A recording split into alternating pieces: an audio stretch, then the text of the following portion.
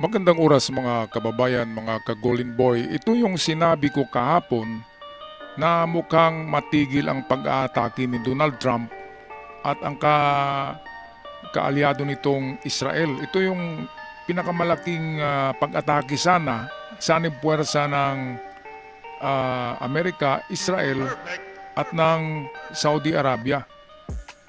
Kaya nga lang, kagabi ay tumawag kay Trump si MBS Muhammad bin Sain or bin Salman. Tumawag ang kanyang kaalyado sa Saudi Arabia na ipagpaliban muna ang pag-atake dahil sa susurinder na daw ang Iran. Susurinder, in other words, ay makipag-negotiate na. Bakit nga ba sa hari ng Saudi lumapit ang Iran? Kasi hindi sila pakikinggan na ni Donald Trump dahil napupuno na si Trump sa mga paasa, sa mga kasinungalingan nitong IRGC officials o itong IRGC negotiators. Kaya ngayon, na araw na ito ay opisyal na pinahayag ni Trump na pinagpaliban niya na ang pag-atake dahil nga nakiusap ang kanyang mga kaalyado sa Middle East. Walang iba kundi itong Gulf State or itong Gulf Nations na kasama ng Saudi, UAE, yung Qatar, even Oman kasama yan. At lahat ng bansa diyan sa Gulf State na merong mga US Embassy ay nakikiusap kay Trump na wag na munang bombahin dahil okay na. Ito na, susurinder na daw. Pakipag-negotiate na. Ang sabi nga ng Iran kahapon ay bukas na daw ang automatic na bukas na yung Strait of Hormuz. Dahil alam nila tutuhanin talaga sila sa pagbomba. So, hindi pa nag-umpisa ang usapan ay binuksan na daw ng Iran ang Strait of Hormuz. Talaga naman, oo tong mga tao na to, grabe. Kung mang-uto, no, ang inuuto nila ay mas matalino pa sa kanila eh. Pantakin nyo Donald Trump, napakagaling na yan, na businessman, marunong yan. Laking din yan, laking kalye. Alam niya ang lengguwahe ng mga gangster. Kaya kung pag-usapan lang yung pagkamarunong, pagka streetwise ay wala talaga sila kay Trump. Siguro kalingkingan lang. Alright, so meron tayong video dito, courtesy ng UNTV, ng Daily Jagran at ng Fox News channel. Akin to kinukombine para maniniwala kayo, mga ka-Golden Boy, na totoo ang balita na to. So ito na ang video, atin panoorin. Inanunsyo ni President Donald Trump ang pagkakansela ng isang nakatakdang pag-atake sa Iran.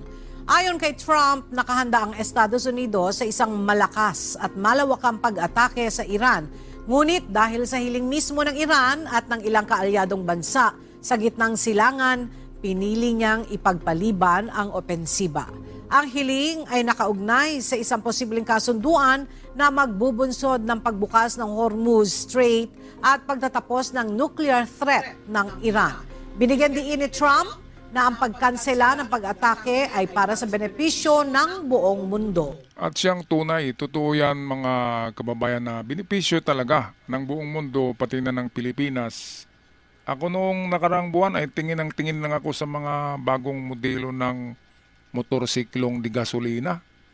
Sabi ko, wala, pag bibili tayo ng di gasolina, wala nang silbi.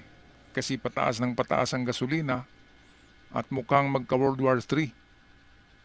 Kaya ngayon ay pwede na muli tayo bumili ng mga motorsiklo, mga ka-Golden Boy, na gusto nyo na mga di gasolina, at wag na kayong take for granted sa mga electronics, make that electrical bike na gawa ng China. Wag nyo nang tangkiligin yung mga e-bike na gawa ng China dahil sa mga disposable yan. Pag nasira yan, wala na yan. Kahit gulong yan ay walang nabibili. Kaya wag na kayong bumili ng ganyan. Ako nga ay muntik na akong makabili dahil sa sobrang mahal ng gasolina. Pero ngayon wag na. Kasi ito na, kapag susurinder ang Iran, ay tuluyan ng bubulusok pababa ang presyo ng langis. Kaya maraming salamat kay Donald Trump. Well, meron naman video dito ang Daily Jagran at Fox News. Atin panoorin kung gaano ka-legit itong sinabi ng UNTV na pinagpaliban ng pag-atake. Yun pa naman ang hinihintay ko, yung pinakamalakas na pag-atake. Pinagpaliban, hold muna, stop muna dahil meron na namang negosasyon na mangyayari. So ito ang video courtesy ng Daily Jagran at ng Fox News Channel. Have a big breaking news coming in from the United States, where President Donald Trump has made a major announcement regarding the Iran war. According to Donald Trump, a breakthrough has been achieved on one of the world's most strategic maritime routes with Iran, the Strait of Hormuz. He says an agreement has been reached to reopen the crucial waterway, which was blocked by Iran so far, raising hopes that tensions in the Gulf could finally begin to ease. The announcement comes after weeks of uncertainty, military deployments, and fears of a wider war. Donald Trump has now revealed that negotiations with Iran are continuing. Speaking to reporters, the U.S. president expressed confidence that diplomacy is moving in the right direction. And on the Strait of Hormuz, Donald Trump said the deal has been reached. Listen in to what Donald Trump said.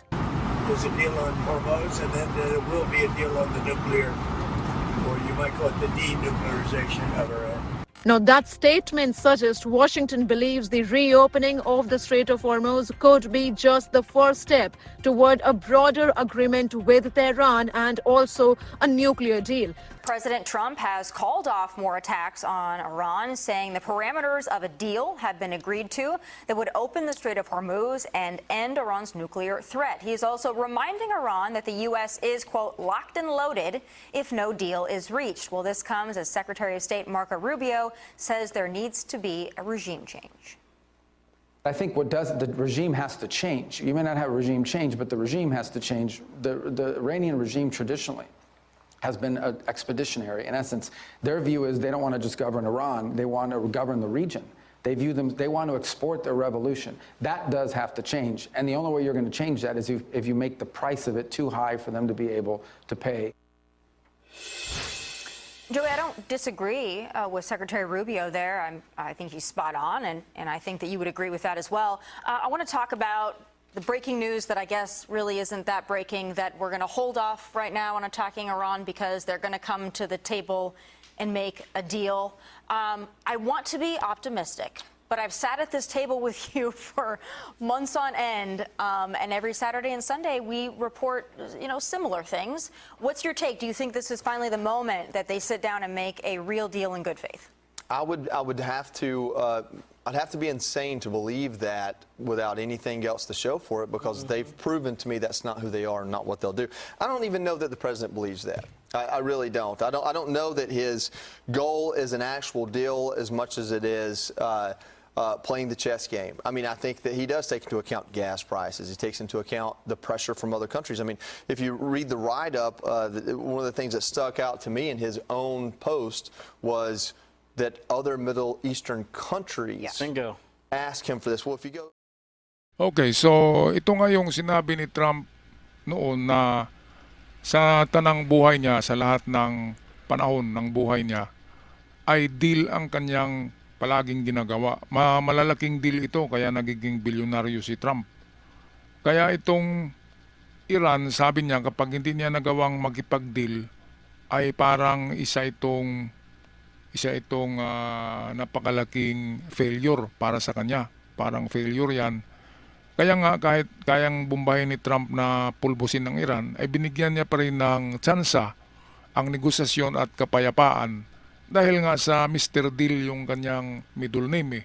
Sabi niya, middle name niya ay Deal. Yun ang sabi ni Trump noon nung napanood ko ng mga video niya. Buong buhay, deal ang ginagawa niya bago siya naging presidente. So, kapag deal ang pag-uusapan, ay expert talaga diyan si Donald Trump, mga kababayan. Alam niya ang mga psychology of war eh. Parang psychology of war yung ginagawa niya. Strength through peace ang tema niyan, mga kababayan. So, anong masasabi niyo dito sa isang napakalaking breakthrough? Kung totoo ito, breakthrough, ay maligaya tayong lahat. pati na yung mga Iranian na nakukulong diyan sa Iran. Yung mga protesters na nakukulong, na sintensyahan, ay hindi na yan mabibitay at maligaya ang lahat. Sigurado ako na ang mga Iranian na nandyan sa USA ay magpaparada na naman yan sa daan at magsasayawan at maghihiyawan, isigaw nila ang "Thank you, Mr. President Donald Trump." Sigurado ako niyan, mga kababayan. Kaya anong masasabi niyo? Totoo kaya ito na susurinder na ang Iran? Ako sa paniniwala ko, 75% pa rin eh. Meron pang duda kunti na 25%. Kasi naaalam naman talaga natin na mga sinungaling talaga ito. Ngayon ko lang nalaman na kapag itanong sa Guinness Book kung sino ang pinakasinungaling na mga tao, yan pala, yung mga taga-IRGC na Iranians. Pero hindi lahat ng Iranians sinungaling, meron ding hindi. Alright, so ako'y magpapasalamat sa lahat ng nag-subscribe. Maraming salamat. At sa aking avid followers, ako'y laging sumasaludo. Peace and love, not war. Hanggang sa muli, paalam.